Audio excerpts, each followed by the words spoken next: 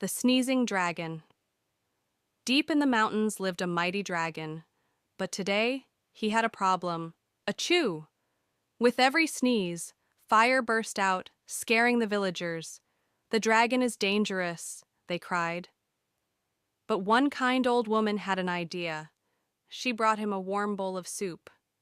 The dragon sipped, and the sneezing stopped. The villagers cheered, and the dragon became their friend. Sometimes all a big problem needs is a little kindness. Understanding solves problems.